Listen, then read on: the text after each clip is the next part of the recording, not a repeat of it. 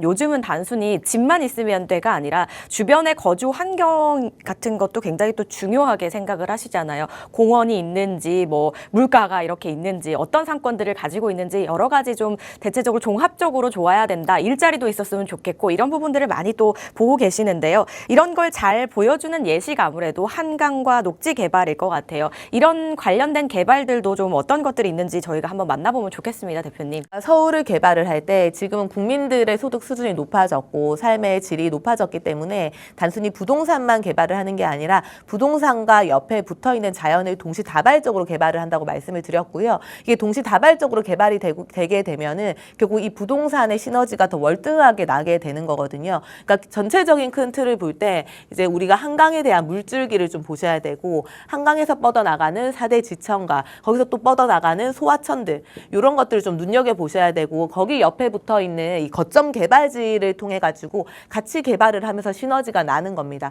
그래서 우리가 지금 한강에 대한 계속 개발 이슈들이 나오고 있는데 이거는 사실 단순하거든요. 해외에 수변 공간이 있는 지역들을 가보시면 굉장히 개발이 많이 돼 있어요. 뭐 레저라든지 관광이라든지 이렇게 명소화돼 있는데 반해서 우리는 한강이 거기보다 월등히 큰 면적을 가지고 있음에도 불구하고 사실 이용이 잘 안 되고 있는 부분들이 있거든요. 그래서 한강을 계속 개발을 하려고 하는 거고요.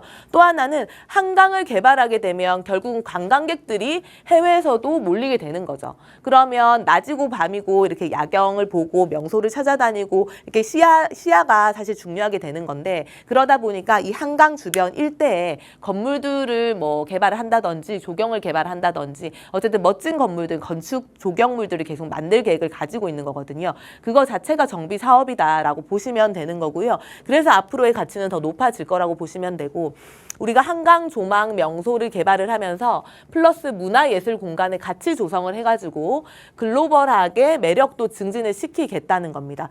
그러니까 상암동 가시면 서울의 랜드마크 대관람차 조성을 하겠다는 거고요.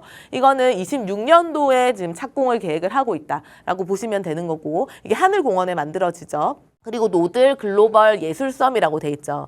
이렇게 멋진 이렇게 예술 문화 공간을 만들겠다는 거고요. 여의도 공원 일대를 또 같이 이용을 할 수 있게끔 제2 세종 문화회관 조감도도 나와 있거든요. 이렇게 개발을 하겠다는 거고 이게 26년도쯤 착공을 이제 예정으로 하고 있는 거라 보시면 되는 거고요.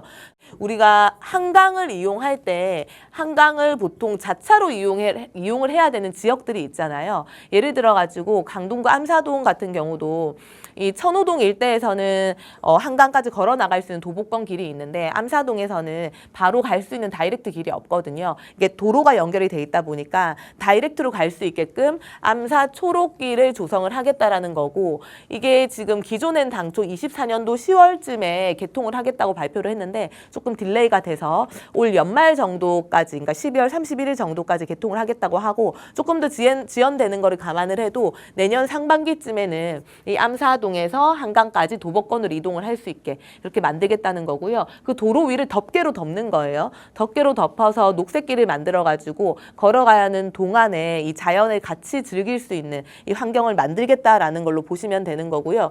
뿐만 아니라 잠수교도 전면 보행하를 설계를 하겠다는 거죠. 이런 거 같은 경우도 26년도 완공을 우리가 목표로 하고 있다 보시면 되고요.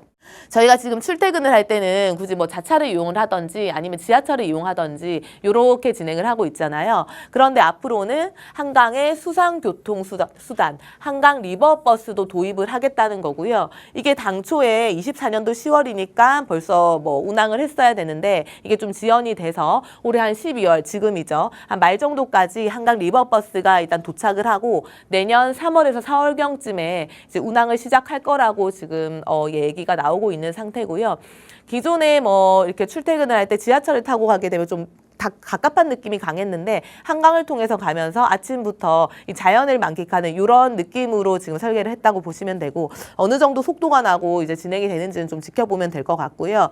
또 하나가 지금 서울항 조성 사업이 있죠. 근데 서울항 조성 사업의 그 전 버전이 사실 여의도 선착장부터 진행이 되고 거기에 연계해가지고 서울항 조성 사업이 진행이 돼야 되는데 여의도 선착장 조성 사업이 지금 원활하게 되지 않고 있는 상황이거든요. 그래서 요거는 좀 지켜봐야 될 것 같고 구체적으로 내년 정도까지 넘어가서 사업의 진행 방향들을 좀 지켜보고 해야 될 것 같다라는 생각이 들고 그러면서 서울항공사 착공 같은 경우도 조금 지연될 수 있다. 이렇게 보시면 될 것 같습니다.